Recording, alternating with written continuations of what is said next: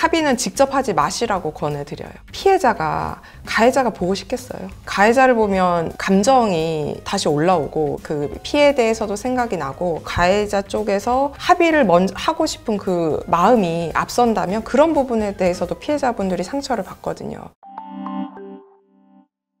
네, 안녕하세요. 경찰 검사 출신 강정은 변호사입니다. 형사사건에서 피의자, 피고인이 된 경우라면 형사합의가 정말 중요해요. 오늘은 이 형사합의가 왜 중요한지에 대해 설명해 드리고요. 어떻게 하면 형사합의를 잘 할 수 있는지 그 방법에 대해서도 알려드리겠습니다. 형사합의란 가해자가 피해자에게 합의금 명목의 돈을 지급하고 피해자는 수사기관이나 법원에 처벌을 원하지 않습니다. 이런 의사를 밝혀주는 것인데요. 이런 합의는 형사사건의 진행과 결과에 결정적인 영향을 주죠. 가끔 이 형사합의와 민사합의를 헷갈려하는 분들이 있거든요. 교통사고 사건에서 보험사가 합의금 명목으로 지급하는 돈은 형사합의금이 아닙니다. 즉 보험사를 통해서 합의금이 지급되었다 하더라도 이것은 민사합의금의 개념이에요. 형사합의를 하시려면 별도로 형사합의금 명목의 돈을 지급하고 합의서도 별도로 받으셔야 돼요. 네, 형사합의는 크게 두 가지 효과가 있는데요. 첫째는 형사처벌 수위를 낮출 수 있다는 것입니다.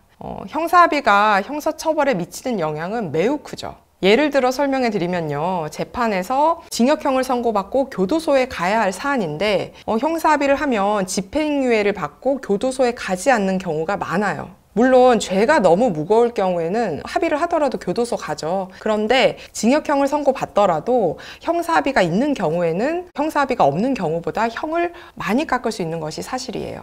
반대로 형사합의 시도도 안 하고 그냥 재판을 받게 되면 어떻게 되는지 아세요? 그럼 판결문에 피해 회복을 위한 어떠한 노력도 하지 않았다 이런 문구가 들어가고 형이 무겁게 나와요. 이렇게 형사사건에서는 합의가 중요합니다. 또 형사합의는 민사소송을 당하지 않도록 하는 효과도 있어요. 물론 형사합의를 통해 추가 민사소송을 막으려면 합의서 문구에 추가로 민사소송을 제기하지 않는다라는 문구가 꼭 들어가야 합니다. 형사합의를 하면 무조건 처벌 안 되는 거 아닌가요? 이렇게 묻는 분들이 있어서 이 부분에 대해서도 설명을 해드릴게요.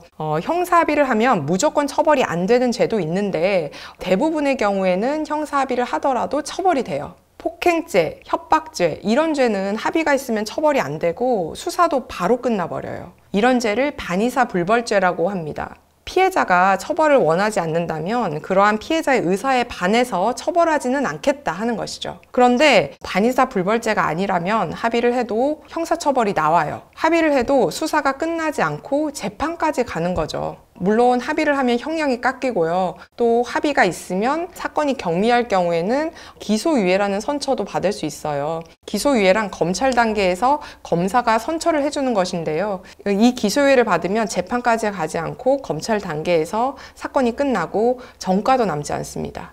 네, 이 기소유예를 받는 방법에 대해서는 제가 이전에 영상으로 한번 설명을 해드린 적이 있거든요. 궁금하신 분들은 그 영상을 한번 참조하시면 좋을 것 같아요. 네, 그럼 이렇게 중요한 형사합의는 어떻게 진행해야 할까요? 네, 형사합의를 성공적으로 이끌려면 피해자의 감정과 법적 절차를 모두 고려해야 하는데요. 이 진정성 있는 태도와 적절한 보상이 핵심이죠. 피해자가 가장 중요하게 생각하는 부분 중 하나는 가해자의 태도입니다. 가식적으로 보이면 역효과가 나고요.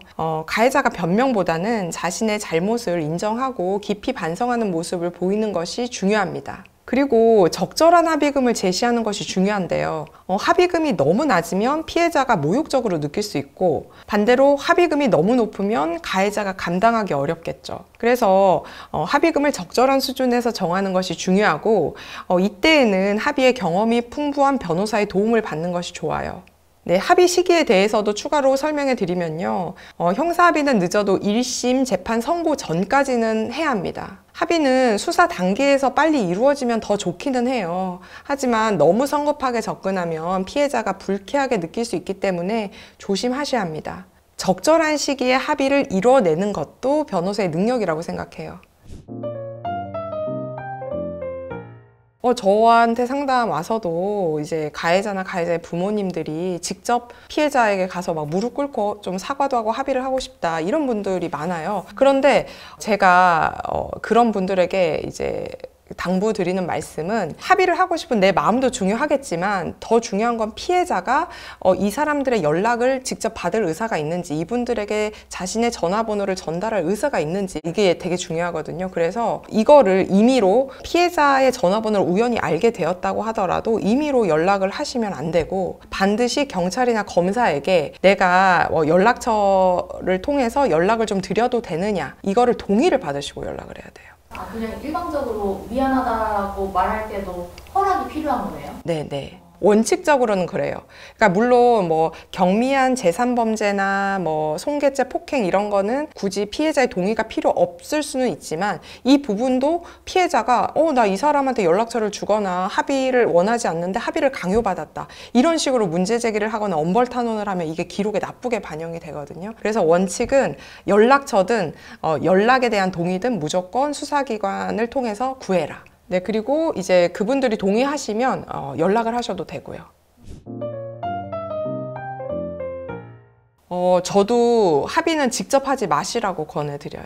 왜냐면 피해자가 가해자가 보고 싶겠어요. 예, 가해자를 보면 이 감정이 다시 올라오고 그 피해에 대해서도 생각이 나고, 이제 아무래도 가해자 쪽에서 합의를 먼저 하고 싶은 그 마음이 앞선다면 그런 부분에 대해서도 피해자분들이 상처를 받거든요. 그래서 좀 중립적인 지위에 있는 변호사님을 통해서 합의를 얘기하시는 게 훨씬 좋다고 보고, 그러니까 피해자의 감정이 좀 덜 다치는 부분도 있고요. 그리고 아무래도 이야기를 이끌어 나가는 뭐 좀 스킬이라고 해야 하나요? 왜냐면 이야기가 잘 풀려야 이분들이 합의 의사도 내비치시고 금액에 대한 이야기도 이제 오갈 수 있는 거거든요.